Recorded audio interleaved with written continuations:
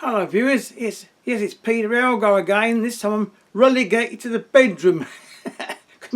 my daughter is busy working from home and she gets telephone calls from all over the world and it's on loudspeaker, so I hope we won't be able to hear her. But first of all, I want to thank some of my subscribers. You're so kind to follow me and to help me on my channel here, because some of you have actually treated me on the buy me a coffee stroke film thing that I joined, and that is extremely helpful in allowing me to buy some actual fresh film. What a difference fresh film makes when you hold it up. You can actually see through the rebates of the film rather than a grey fog. So I'm going to use some of that shortly, that you kindly bought me on a coach trip to Canterbury. But today I want to give a little warning for those of you who may buy lens adapters. Now, I did do a video earlier on in my stream here. If you scroll down, you might be able to find it about lens adapters, that they were the successful ones. But lately I've been loaned one and given one some lens adapters for different cameras that I showed. I've got an EOS M42 to EOS one here, which I've on loan from my friend Richard.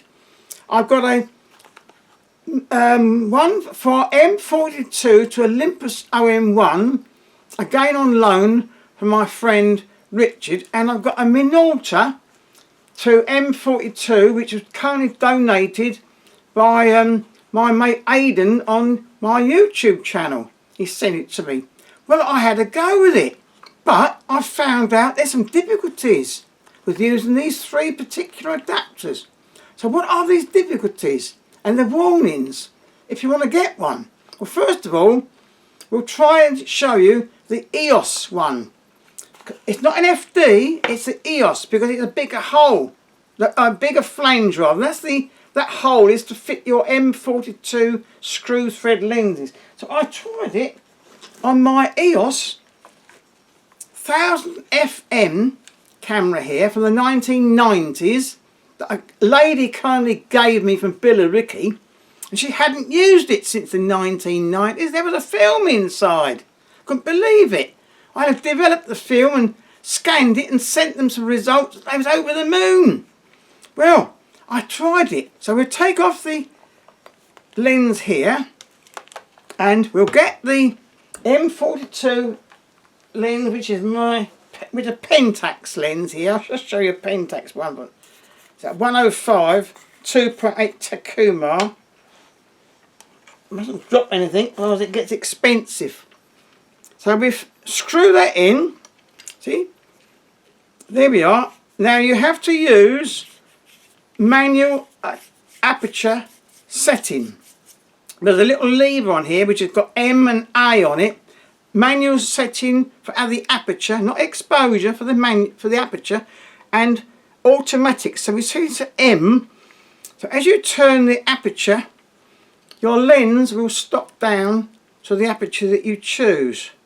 So I thought, well, that should work. So anyway, here's the EOS. I look for the red dot. Red dot to red dot. Where's the red dot? It's sort of hidden on the EOS adapter. You see, I've seen it. Where's the red dot? Would you believe it? I can't find the red dot. It's always the same, isn't it? It's here somewhere. Well, oh, there we are. I found it now. There. Now, there's a Pentax screw lens onto a Canon EOS. And you would think, wow. So, how will I use it? I thought, well, everything's manual because there's no electronic connections because it's Pentax onto Canon. So I'll use aperture priority automatic exposure. So we turn the camera on to AV. And we'll choose, say, 5.6. And with them, we've set the ISO to, I think it's 125 on here. We look through and it says a 60th f2 in the readout. Well, that's funny. I haven't got the lens set to f2. I've got it set to 5.6. So I will move it down to, say, f11. Now we look, see what it says now. It says now 1/10 of a second and f2. That's stupid, isn't it? So anyway, I went ahead and I went outside and took some shots on aperture values, that's aperture priority automatic exposure, using the Pentax lens. And then I tried some on, well, I thought try on programs. So we turn it to program, we look through, see what it says. It now says a 1/10 3.5, whereas before it said a 1/10 at f2. Well, even that doesn't agree, because I'm pointing it to bright sunshine and it should be something like 1/1000th of a second for this light, and even at f8 should be getting something like 500th or 1,000th. It says 1/10 at 3.5. Couldn't believe. Anyway, I went ahead and I took some, developed the film. They were black as Newgate's knocker. As an old East End saying, Newgate was a prison, and the knocker evidently on it was very black. Anyway, it came out absolutely black, so I thought, oh, it's not working. So I contacted my friend who loaned me the EOS adapter, and he said he used it on manual exposure.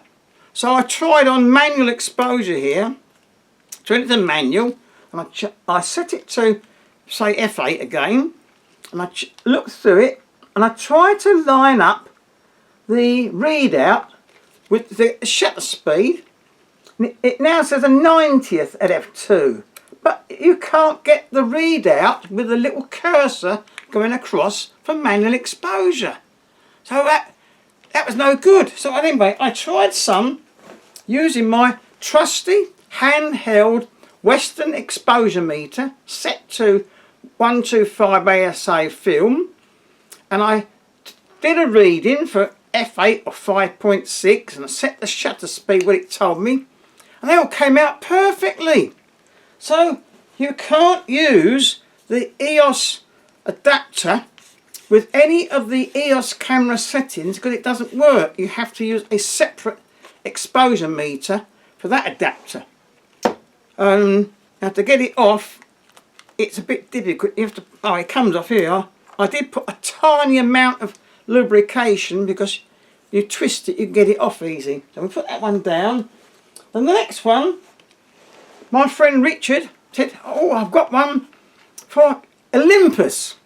You've got an Olympus OM1. So yeah, I've got an Olympus OM1. I'll be able to use Pentax lenses on it. Wow. Mind you, I do have a good selection of Olympus lenses, but here's the box. It comes in a snazzy little plastic bag. Here we are.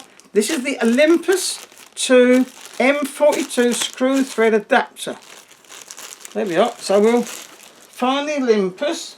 This is my famous OM1 with the Olympus Zuiko lens. I don't know whether it's Zuiko or Zuko. I call it Zuko. So we take off that, stick it down carefully. Now look for the infamous red dot. It says on it OM1 made in Japan. Yeah, it's going onto an OM1 camera. Oh, there's the red dot. It's a bit hidden. Red dot to red dot. That's now mounted on the Olympus body. Here is the famous Pentax screw lens. Now we're going to screw that in. Oh, it suddenly stops. It doesn't go all the way to the bottom of the flange. It stops part way. It's as though the pitch of the screw changes. It's not the correct M42 pitch. It starts to thread all right, but it doesn't go. So I thought, well, I'll have a look. And when I looked through, everything was out of focus. So what's gone wrong? I set the lens to infinity, but everything was out of focus. So I started looking closer, and blow me, on infinity, in my bedroom here, there's something about 4 feet away. That's in focus. So I can come closer and closer and closer, but I can't focus on infinity. Oh dear, oh dear. So anyway, I I set the camera for the exposure, went out in the garden, did some shots, only on close-up work, and they came out correctly exposed. And I have a battery in there which is still working, the illegal mercury battery in the bottom, and it's still working after all these years. But I tested it with the battery and I did the reading with my Western and they both agreed. So I can use the mercury battery in this until it finally gives up the ghost. But anyway, the snaps came out perfectly exposed, but only for close-up. So I tried some other lenses, and again I couldn't focus to infinity because the lens doesn't screw right into the bottom of the flange. It doesn't go flush with that Olympus adapter. So that's the Olympus one. Oh dear, oh dear. So, kindly gentleman on YouTube sent me this one. Hanimex adapter ring for Minolta to M42. So here I bring it out. Oh, that's posh looking. Yeah, I'm lucky enough to have Minolta manual focus as well. There are some little grub screws here, standing a bit proud. I thought, oh dear. And there was a minute little Japanese screw screwed in. So I thought, I'll have a look at it. And this black inner ring where the screw mount is wasn't quite flush with the chrome of the adapter here. So I loosened that minute little Japanese, trying to push it in. And then it upset everything. But luckily my friend Richard's got a minute little tool and managed to do the grub screws here as well. And we got it fairly flush. But I take my Minolta X700 here, which was saved from going to the dump. I've had it years. A lady gave me that with some other Minolta stuff in a bag, all covered in dust. I resurrected it, done the light seals. I always look after everything I'm given. Very, very, very grateful. Yeah. Off comes the Minolta lens. On goes the adapter. Now the red dot on this is more visible. No, it's not. Oh, here we are. It's on the outside. There we are. Red dot to red dot. They're all in a different place. Red dot to red dot. Now that's the adapter on the Minolta. So once again, we'll take the Pentax screw M42, screw it into the adapter, and lo and behold, once again, it starts going in and then it finishes. The pitch of the thread again is the same as the Olympus one. It doesn't screw the way in. So there's a big gap here in the mating of the two surfaces of the bottom of the lens to the mount. So I thought, well, we'll have a look. So I look through, everything's out of focus. Oh dear, oh dear. So I focus, I come close, oh dear, everything's in focus about 4 feet away when the lens is set to infinity. It's exactly the same trouble as the Olympus OM1 adapter. Oh dear, oh dear. So anyway, I thought, well, we'll try the exposure.